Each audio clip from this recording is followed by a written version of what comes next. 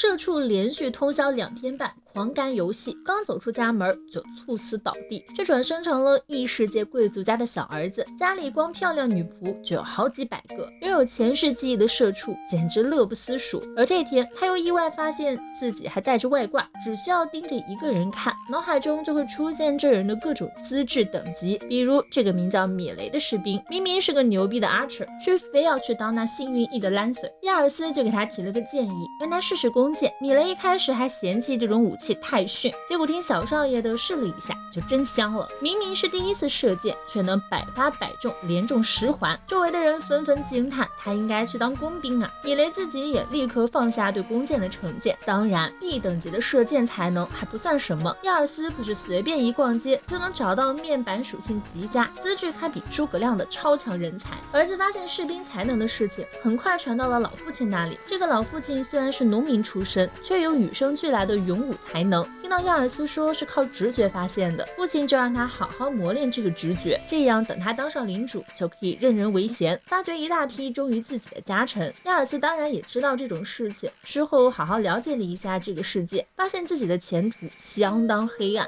首先，他们领地所在的塞马佛斯帝国的政权很腐败，到处都有农民叛乱，所以各地贵族都会加强自治，中央却放任不管。这样下去，迟早会发生七国之乱那样的事情，整个国家爆发大规模战争，帝国也随之倒台。如果真到了那时候，作为领主肯定要率领自己的士兵争得一席之位。想到平时对自己那么好的女仆姐姐们，还有天天给自己做香香饭的厨师先生，亚尔斯暗下决心一定会保护好他们。当天就跑到镇子上物色家臣了，可惜大部分人的资质都很一般，亚尔斯眼睛都看酸了，只能坐在街边休息。突然撞见一个黑皮小哥被人从家里赶出来，这个肤色是马尔加人，从大海另一边的大陆来的，大部分都是奴隶的身份，受到这边人的歧视。小哥可怜巴巴的靠坐在墙边，亚尔斯于心不忍，就上去给了他一个面包。这一看不打紧，面前的黑皮小哥居然是个天才，拥有无懈可击的压倒性才能，能力值足以媲美日本最杰出的英豪之一织田信长。亚尔斯眼睛亮晶晶的看着利兹，结果这小子吃了他的面包就跑。亚尔斯就跟他来到了小巷子里，开门见山说想让他成为自己的家臣，还亮明了自己的身份是领主的儿子。可惜利兹根本不想陪小屁孩过家家，但他的肚子非常诚实的咕咕叫了几声。亚尔斯立刻抓住机会，使用美食的诱惑，终于让利兹肯陪他走一趟了。可家里的佣人们对马尔加人也有歧视心理，怎么可能让利兹吃和少爷一样的饭菜，只给了他一份纳豆。亚尔斯就艰难地把自己的椅子拉到了利兹身边，告诉所有人他是自己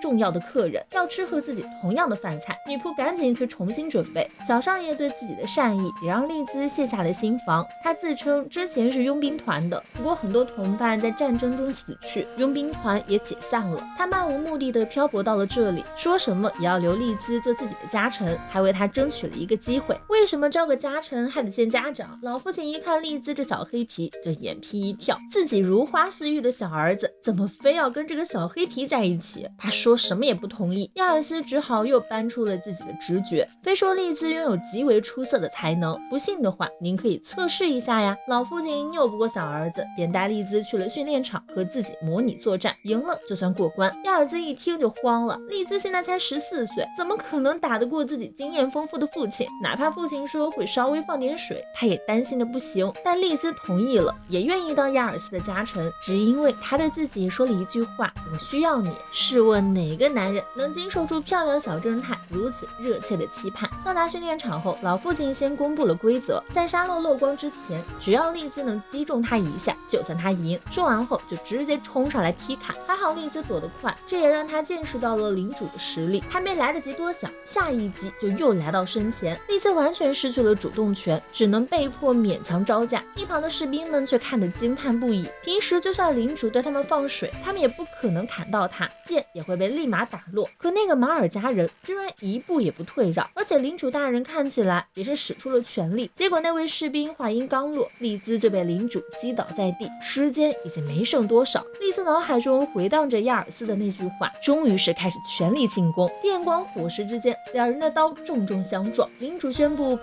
赛结束，而他的头发也飘下了一缕。利兹刚刚居然真的砍中了他，领主也按照约定同意收利兹作为小兵，同时对对发掘了他才能的亚尔斯寄予厚望，说不定自己这个儿子能当皇帝呢。而从今天起，丽兹就是亚尔斯的贴身侍卫了。几个月的时间，让丽兹跟亚尔斯家的人都相处不错，还接受到了教育。目前是整个罗本特家里拥有最高智慧的人，甚至连原本歧视他的女仆姐姐们都开始恍然大悟。哎呀，仔细一看，这黑皮小哥长得还是很不错的嘛。可惜丽兹满心满眼只有自家小少爷，此时正在给亚尔斯上历史课。这个大陆原本有7个国家，后来被安塞尔王国统一，并且改名为塞马福斯帝国。然而200年后的现在，这个庞大帝国却已经是濒临毁灭。现任国王居然只是个8岁的孩子，自然也是个傀儡皇帝，实权都被沉迷派系斗争的家臣们掌握。目前各地都已频频发生叛乱，将来很可能还有一场大战等着这个国家的人。所以亚尔斯必须从现在就开始积蓄实力，招揽人才，为战争做准备。丽兹觉得大战的开始应该会是他们领地所在的米西安州，因为州长已经相当年迈，大概活不了几年就寿终正寝了。按理说应该让长子继承，可次子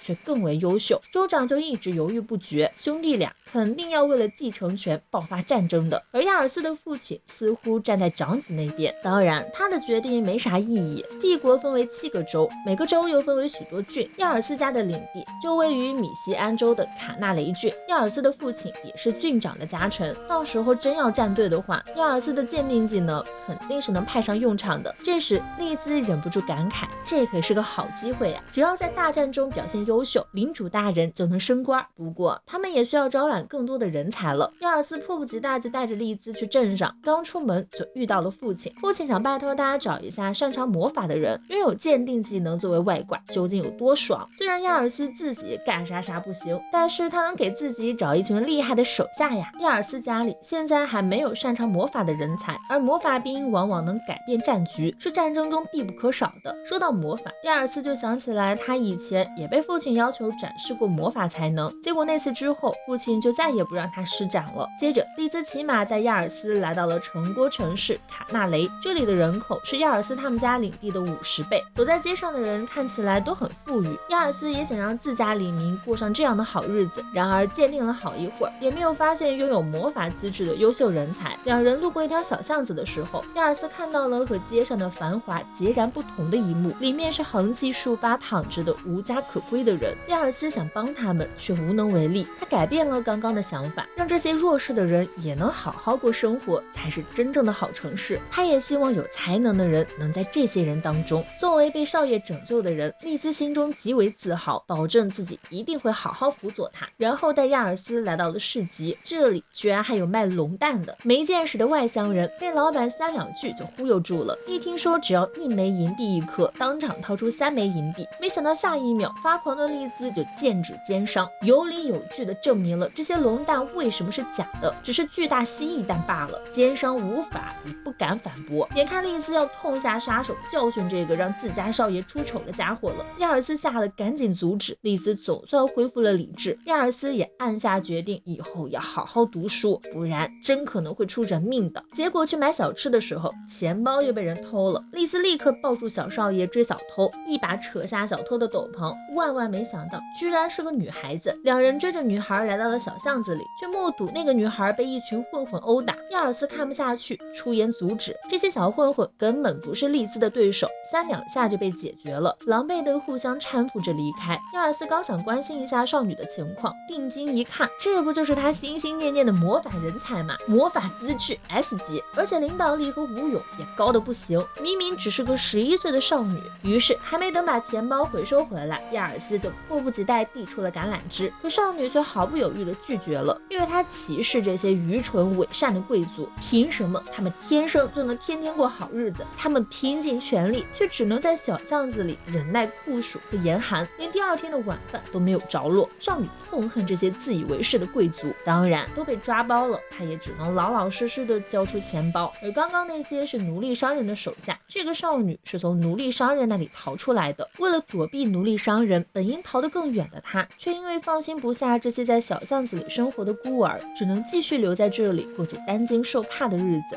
亚尔斯心疼少女的遭遇，把丽兹刚刚要回来的钱包又给了少女，少女也是毫不客气收下，带着孩子们扬长而去。万万没想到，当天晚上机会就来了，一群孩子匆匆在街上跑着，被亚尔斯撞见，赶紧向他求救。夏洛特姐姐被抓走了。这大概是最弱鸡的转生龙傲天了。脆皮社畜猝死后转生异世界，唯一的外挂只有那双鉴定眼。于是亚尔斯干脆当起了刘备。总之，先把各种人才招揽到自己麾下。可这个拥有魔法天赋的少女却怎么都不肯当他的家臣。少女从小就是流浪的孤儿，只能靠着偷东西为生，结果还落到了奴隶贩子手中，被壮汉拳打脚踢，还把他偷的钱给拿走了。夏洛特下意识想要反抗，却很快又被摁在地上。奴隶商人劝他还是老实点好，就算回去都还是得生活在垃圾堆里。万万没想到，白天被自己狠狠嘲讽过的小少爷居然带着跟班来救他了。丽兹非常能打，一上来就撂倒了几个壮汉。奴隶商人看亚尔斯一个贵族家小少爷的打扮，就更加不以为意了。毕竟他手里这些奴隶基本都是被所谓贵族买去的，要么虐待，要么玩弄。夏洛特不明白亚尔斯这么做的意义，亚尔斯却懂了为什么夏洛特的眼神那么空洞，因为他的野心数值是1。所谓野心，就是那个偷偷怀抱的心愿，同样也是一个人想要变得更好，不想放弃，并且迈向未来的希望。数值为1，说明夏洛特已经放弃未来了。奴隶商人听完只觉得好笑，你居然跟奴隶谈未来，真是不谙世事的小少爷呀！亚尔斯快气炸了，守护孩子的未来本来就是大人的责任，可奴隶商人却剥夺了他们的未来。这番话触动了夏洛特的心灵。早在雨中看到马车里被悉心呵护的孩子时，他就认清了自己没有未来的事实。可为什么在听到这个小少爷的话之后，他还是会情不自禁地流下眼泪呢？利欲熏心的奴隶商人却不在乎这些，直接把手下们全都喊了下来。亚尔斯一点也不怕，毕竟他有利兹先生呢。利兹也早已按耐不住，居然敢惹他的亚尔斯大人生气，这群人就该以死谢罪。直接掏出短刀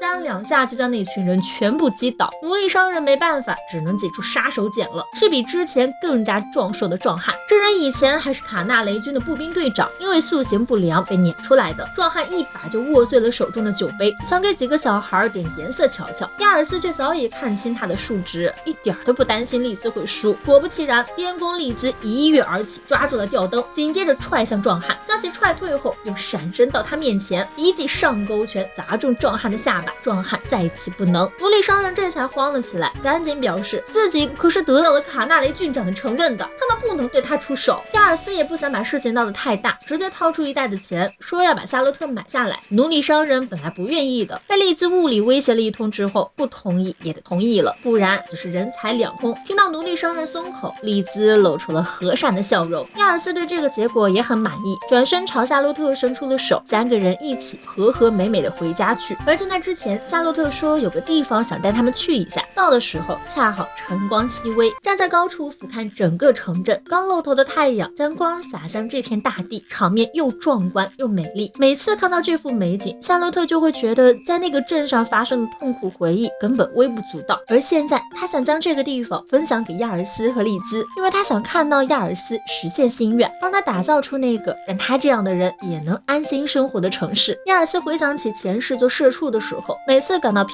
惫或痛苦时，只要看到小孩子的笑容就能得到鼓励，因为小孩子的笑容充满了希望啊，怀着希望就代表对未来的可能性充满期待，这种期待蕴含着巨大的力量。所以亚尔斯要打造让孩子们能永远怀着希望的归宿，这也是城市统治者的使命。丽兹和夏洛特都不觉得亚尔斯说的话幼稚，反而被深深打动了。夏洛特也心甘情愿做他的手下，不过他还需要先测试一下魔法天赋。丽兹掏出一个道具让夏洛特施法，这还是夏洛特第一次使用魔法呢，将手伸向天空，跟着念出了咒语，话音刚落，就有无数火焰聚集并冲天而起，在空中爆炸。城镇里的人听到动静都被镇住了，魔法道具应声碎裂。亚尔斯和丽兹直接惊掉下巴，这是真正的魔法天才啊！而夏洛特提出做家臣的要求是将自己的薪水全部给那些流浪的孩子。亚尔斯当然不会拒绝，毕竟他们家管吃管住，夏洛特也用不到他的工资。最后他又告诉了夏洛特一句话，我很期待你的未来。夏洛特也被亚尔斯彻底折服，单膝下跪以示忠心。和那群孩子子告别之后，夏洛特就跟着亚尔斯和丽兹回了家。领主一看儿子带回来的是个女孩子，说什么也不同意，怎么能让女孩子上战场呢？亚尔斯直接让夏洛特给父亲大人演示了一下，老父亲眼睛都瞪大了，啥也别说了，以后请多指教。转眼间过去了3年，这几年的形势的确如亚尔斯之前所料，各地开始陆续爆发战争。亚尔斯的父亲有好几次被迫出征，不过他们领地的气氛一点也不阴沉，这次也是大获全胜，这都多亏了夏洛特。而在此期间，亚尔斯还多了一对双胞胎弟妹，两人的属性都非常不错。这时丽兹也跑过来汇报说找到了新的人才，有个猎人家族刚搬到这个领地，那个家族的兄弟俩风评很好，亚尔斯迫不及待就出发去招揽新人才了。猎人家族住在森林里，本来是丽兹和亚尔斯一起去的，夏洛特放假没事儿干，也非要跟着他们，3个人挤在同一匹马上，亚尔斯感觉自己快要窒息了。偏偏夏洛特为了展示自己的忠心，还紧紧地搂住了他，一路上都在跟丽兹斗嘴。突然一头毛珠一闪而过，下一秒就被飞来的利箭射中，正是亚尔斯他们要找的那兄弟俩。亚尔斯用鉴定眼一看，面板属性果然非常不错，一个有步兵资质，一个有工兵资质。证明身份之后，两人将亚尔斯他们带回了自己家。兄弟俩的父亲做了一大桌子菜招待小少爷，小少爷开门见山说明了来意，想请兄弟俩来他们家当士兵，能给领主家当士兵对他们来说是一种荣誉。老父亲欣然同意，还对亚尔斯吹捧了一番。其实这个家还有另一个孩子，但是父亲对小儿子的评价不是很好。几人正聊着呢，小儿子就悄悄从房间里跑出来，摸了个面包就准备回去，被父亲发现后厉声叫住，非得让他也过去打招呼。这小儿子明显是个社恐，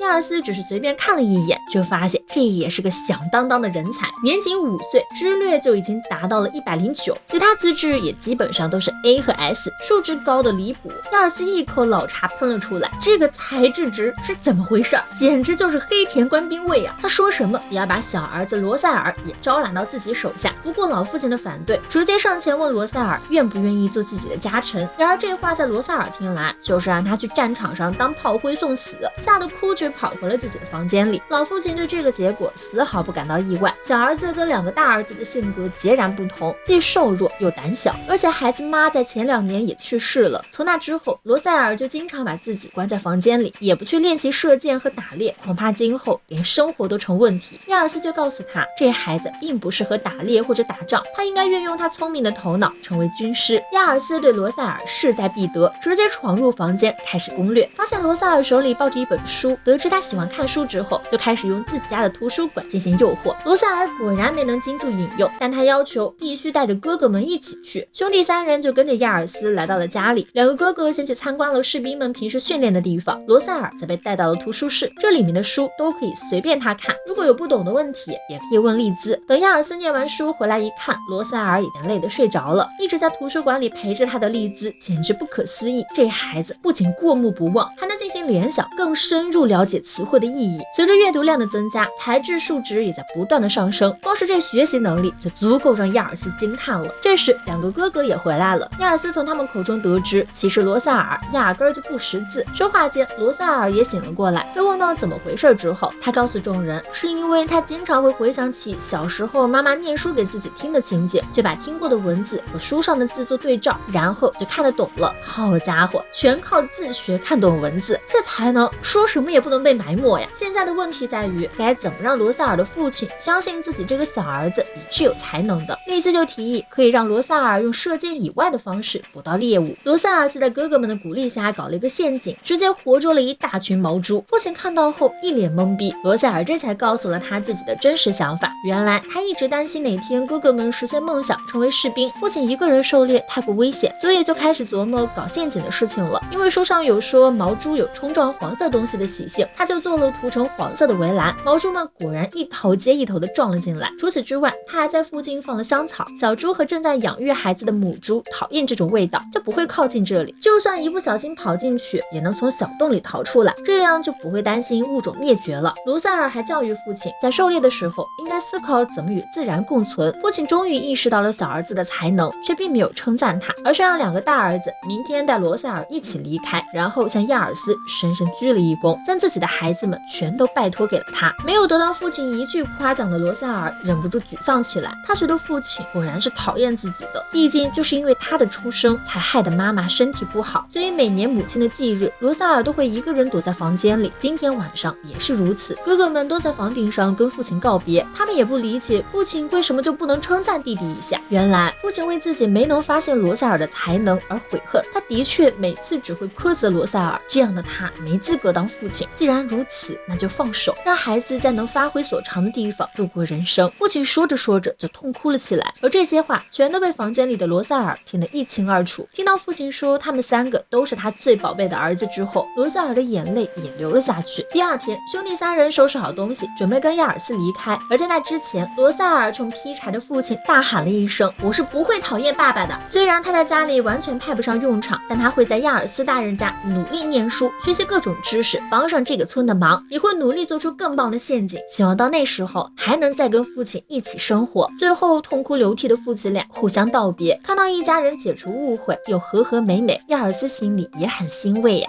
亚尔斯的父亲生病了，而且直接卧床不起。亚尔斯忧虑父亲身体，打算下一场战役由自己亲自带兵。其实从1年之前，他们领地顶头上司米西安总督就病倒了，总督指明让小儿子担任继承人，但是大儿子说这是弟弟的阴谋，兄弟2人争得不可开交。之前一直被外人以为不中用的哥哥，最近却在战役中屡创辉煌，不少家臣都倒戈到了哥哥那边，整个米西安州也彻底陷入对立。隔壁的塞兹州趁机发起进攻，眼看又一大战役要开始了，亚尔斯难免忧心忡忡，可父亲却说这不是他现在该关心的事情，毕竟他的未婚妻马上就要来了呀。什么未婚妻？我咋不知道我还有未婚妻呢？听说了自己前几年就被父亲定下婚约，并且未婚妻写信说要来看看他之后，亚尔斯赶紧把这件事告诉了自己的军师们，结果还没等他们出主意，未婚妻就已经到了。亚尔斯自己上辈子30岁了，连女朋友都没有交过，这辈子自己还是个小正太的，就要有老婆了，而且老婆还是个超级美少女。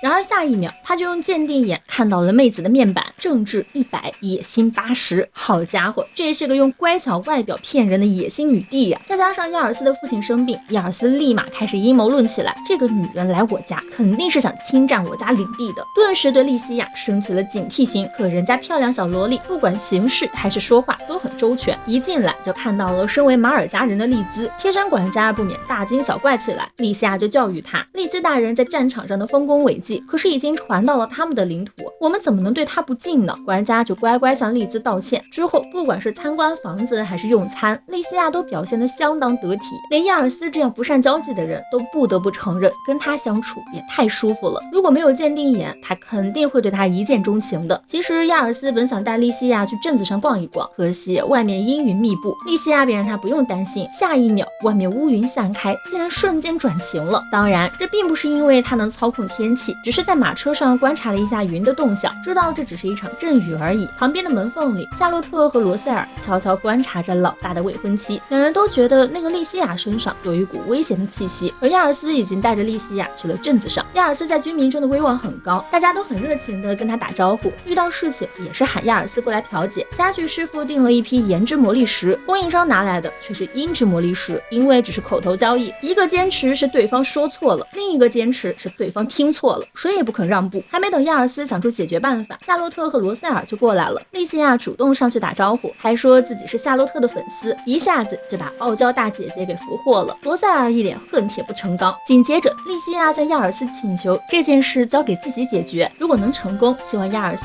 答应他一个请求。对面的两个人已经打起来了，但是看这么可爱的小姑娘来劝架，两个大人也不好意思的停手了。得知她是亚尔斯的未婚妻，就更加尊敬了。莉西亚表示他们普雷德家刚好需要一批阴之魔力石，而且他们领地又盛产盐之魔力石，所以愿意高价收供货商的阴石，同时低价卖给他一批盐石。于是问题就这么圆满解决了。莉西亚还贴心的将话题转向了亚尔斯，亚尔斯顺势提醒居民们，以后就算是熟人，在交易的时候也需要签订契约呀。这件事让亚尔斯确认自己这位未婚妻的政治手腕果然很高明。夏洛特似乎有些吃醋，呛了几句就气呼呼带着罗塞尔跑了。莉西亚则柔声提出了自己的要求，她只希望亚尔斯能如实回答，那就是你喜欢什么样的女人。都把亚尔斯整不会了，想到以莉西亚的聪明才智，这个问题肯定不像表面那么简单，于是他也意有所指的回答自己喜欢不会隐瞒事情，能互相聊真心话的人。然而说出这句话后啥也没发生，莉西亚还是原来的样子。晚上大家又为莉西亚准备了一场宴会，等亚尔斯回到房间后，一掀被窝，里面居然是个小萝莉。好家伙，还没结婚，这小未婚妻期就开始搞这种惊喜。其实莉西亚特地溜过来，就是为了跟亚尔斯聊聊真心话的。莉西亚率先坦诚自己拥有只要看别人的表情，就算对方想隐瞒，也能知道对方情绪的能力，所以他能感知到亚尔斯对他的怀疑，而且一天下来，这份怀疑有增无减。人家都这么坦诚了，亚尔斯也告知了莉西亚，自己拥有能够推测别人的能力和素质，以及野心的能力，是因为看到了他的政治和野心高于常人，才会一直没放下戒心的。然后忍不住问莉西亚的野心是什么，万万没想到，人家想的居然是希望杰出的男性能对自己一见钟情。说这种话的未婚妻也太可爱了。亚尔斯一时发起了呆，气氛一下子尴尬起来。不过亚尔斯有了新的担忧，他们家只是小贵族，领地也不大，那莉西亚应该有更好的选择才对。这个想法瞬间被莉西亚看穿，她一开始的确不满这个婚约，但是在和亚尔斯相处了一天后，她已经被他的人格魅力深深折服了。更何况亚尔斯很有才能，这个家族绝不会止步于此，一定能在亚尔斯的手中发扬光大。这不仅仅是因为他手底下那些人才，更在于领地居民对他发自真心的爱戴，甚至这份爱戴还爱屋及乌，延伸到了莉西亚身上。所以莉西亚也跟镇上的大家一样，已经喜